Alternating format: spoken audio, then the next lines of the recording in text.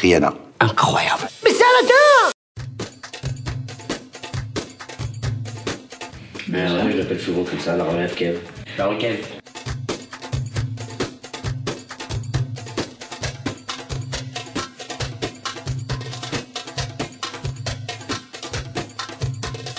Mon fils c'est très mignon et c'est un élan qui me conforte dans l'idée que je vais prendre du plaisir à en donner, mais jamais je me suis embarqué dans cette aventure si j'étais pas sûr que Kev allait me soutenir, parce qu'il ne s'agit pas de faire un selfie là, il faut qu'on fasse un film, c'est 2 ans de travail, on va s'acharner matin, midi et soir, et nuit. Sans famille, sans boire, sans manger, ou en tout cas très mal, parce qu'il mange très mal, lui. Des sandwichs à pas d'heure. J'avais jamais vu ça. Et c'est vrai que cet engagement-là, il demande quand même de la réflexion. C'est lui qui m'a conforté dans l'idée que j'avais raison d'y aller, parce qu'il est un bosseur, parce qu'il s'engage et parce qu'il te laisse la place, quoi. Et ça, c'est formidable. Quand tu fais une fête, c'est comme ça que t'es. Tout t'apporte. Et puis tu t'effaces, tu montres tout ce qu'il y a à faire comme activité et où est l'endroit où on peut se sustenter. Et voilà, quoi, on fait la fête. Lui, il m'a invité à faire la fête, c'est un vrai kiff.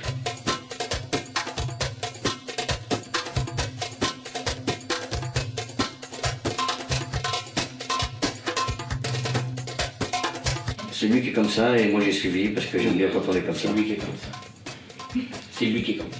Je te jure, moi je suis... Il faut un émetteur et un récepteur, on va pas commencer à se... C'est pas l'émetteur, moi je suis un bon récepteur, mais l'émetteur, bah ouais, il a insufflé une ambiance sur le plateau qui était incroyable et je pense que ça nous a permis de faire un film qui est vraiment génial.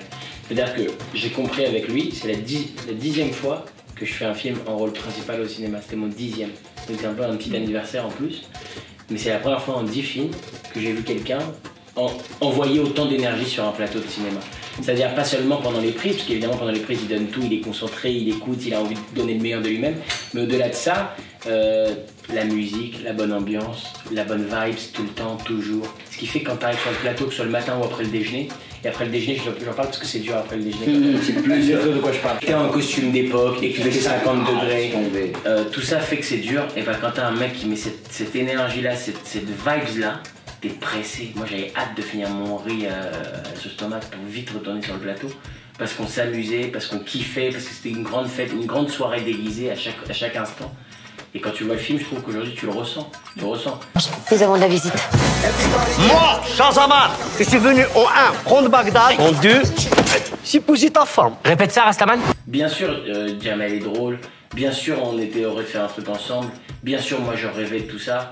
Mais malgré tous ces facteurs, ce qui s'est passé n'était pas une évidence. Le fait que ce soit bonne vibe, que tout le monde y prenne du plaisir, que les seconds rôles, les mecs comme Wahid, comme Nader Boussandel, les mecs comme, vraiment, comme Boudère, c'est ça qui est tu voyais leur tronche, ils étaient anniversaire, quoi, tu vois, ils étaient heureux d'être là. Ça m'a rappelé des films, tu vois, de grandes comédies françaises où tu as tous ces seconds rôles qui font partie intégrante de l'histoire et tout ça est très homogène parce qu'ils sont... C'est vraiment un plaisir de faire ce genre de choses parce que tu retrouves des copains, tu en découvres d'autres, il y a de l'émulation, une synergie qui va toujours dans le sens de la comédie, c'est un vrai kiff. Colonie de vacances. Bienvenue au marché noir. Il n'y a que des mecs ici. Il suffit que vous rendiez jalouse la princesse. Pour cela, il faudrait qu'elle vous voie avec une autre femme. Alors, vous me trouvez comment ?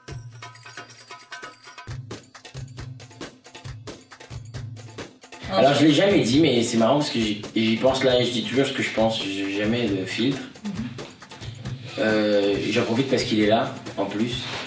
Et j'ai adoré travailler avec Jamel en tant qu'acteur. J'adorais réitérer ça, mais j'adorais faire un film où il en serait vraiment à la tête. Et c'est un des plus beaux dessins animés que j'ai vu, un des plus beaux films tout court que j'ai vu, c'est Pourquoi je peux pas manger mon père. C'est le seul film qu'il a réalisé. Puisqu'on parle de vœux, autant parler d'un vœu qui potentiellement peut se réaliser. Si c'est pour parler dans le vent. C'est pour parler. Non, mais je pourrais m'adresser aussi à Leonardo DiCaprio, mais c'est pas sûr qu'il écoute. Et ouais, mais on sait jamais, hein, de la Suisse.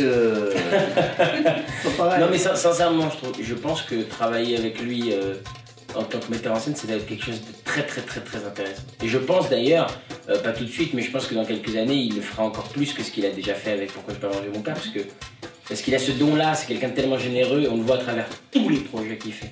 Le Jamel Comedy Club, le Marrakech du Rire, c'est toujours des choses pour mettre les autres en valeur.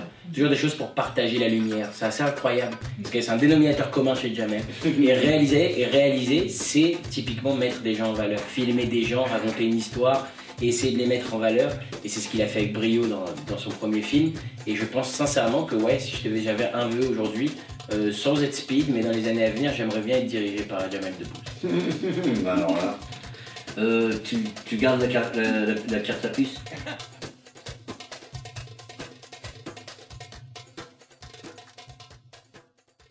C'est qui celle-là? Il y a une amie qui vient d'Isi-Yvelines pour me rendre visite.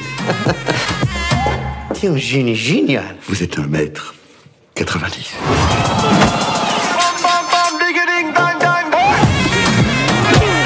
Bataille du génie. C'est tout. Ok, on fait quoi là? Tu me fais confiance? Bien sûr que non. Ça marche. Aladdin, à la 2.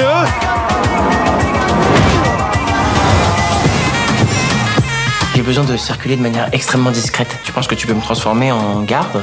Check ça. Bien. Attends, c'est quoi cette voix là? C'est pas le pire.